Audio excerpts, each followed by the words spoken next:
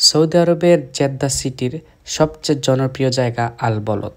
কারণ এখানে রয়েছে বড় বড় শপিং কমপ্লেক্স, যেখানে স্বর্ণ অলংকার, ঘর ডেকোরেশনের আইটেম, নিত্য প্রয়োজনীয় কাপড় চোপড় থেকে শুরু করে মোবাইল অ্যাক্সেসরিজ, ল্যাপটপ, কম্পিউটার সব ধরনের পণ্য এখানে সুলভ মূল্যে পাওয়া যায়।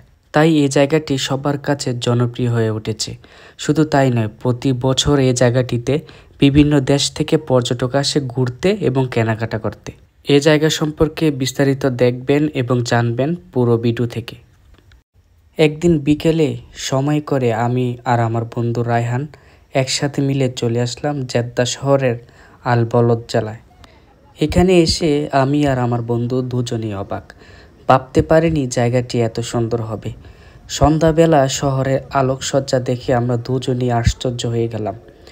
জেদ্দা শহরের মধ্যে এত সুন্দর একটি জায়গা আছে আমরা ভাবতে পারিনি। আল বলদ মূলত জেদ্দা শহরের একটি ঐতিহাসিক জেলা, যা সৌদি আরবের জেদ্দা শহরে অবস্থিত। এটিকে দ্য টাউন হিসেবেও অনুবাদ করা যেতে পারে। এটি তার ঐতিহ্যবাহী স্থাপত্য, বিশেষ করে প্রবাল পাথরের তৈরি ভবন এবং জটিল কাঠের জালি রাওয়াশিন এর জন্য পরিচিত। আল বলদ প্রায় 500 বছরের পুরনো এবং এটি এই অঞ্চলের ঐতিহ্যবাহী কারুশিল্প ও নান্দনিকতার একটি উদাহরণ। এবার চলুন জেনে নেওয়া যাক এই জায়গাতে কি কি রয়েছে, আপনি কেন এই আল বলদে আসবেন। আল বলদে রয়েছে ঐতিহাসিক মসজিদ, বাজার এবং দুর্গ। আপনি যদি স্বর্ণ অলংকার কিনতে চান তাহলে চোখ বন্ধ করে চলে আসতে পারেন আল বলদে। এখানে রয়েছে স্বর্ণ রূপার অলংকারের দোকান, যেখান থেকে আপনি সুন্দর সুন্দর স্বর্ণ রূপার চুড়ি, আংটি, চেন এসব কিনতে পারবেন। শুধু তাই নয়, পুরুষরা যারা পাথর ও রূপার আংটি পছন্দ করেন তারা চাইলে এখান থেকে সুন্দর সুন্দর আংটি আপনারা ক্রয় করতে পারবেন।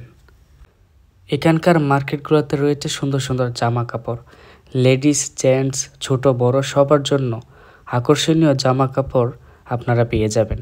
যারা বিভিন্ন ব্র্যান্ডের জুতা বা সুন্দর জুতা পরতে পছন্দ করেন তারাও এখানে চলে আসতে পারেন। রয়েছে অনেক সুন্দর সুন্দর জুতার কালেকশন।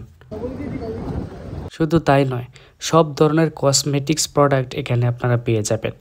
এবং যারা ঘর সাজাতে চান, ঘরকে নান্দনিকতার ছোঁয়ায় আবৃত করতে চান, তারা চাইলে ঘর ডেকোরেশনের জিনিসপত্র এখান থেকে ক্রয় করতে পারবেন। যারা মোবাইল ফোন নিয়ে বিভিন্ন সমস্যায় ভুগছেন, চাইলে এখান থেকে মোবাইল সার্ভিসিং করাতে পারবেন। আল বলদে রয়েছে দক্ষ টেকনিশিয়ান, যারা আইফোন থেকে শুরু করে বিভিন্ন কোম্পানির ফোন তারা সার্ভিসিং করে থাকে। চাইলে আপনারা এখান থেকে নতুন মোবাইল ফোনও ক্রয় করতে পারবেন। এবং এখানে বিভিন্ন দেশের ছোট ছোট রেস্টুরেন্টও রয়েছে, যেখান থেকে আপনি বিভিন্ন দেশের খাবারেরও স্বাদ নিতে পারবেন।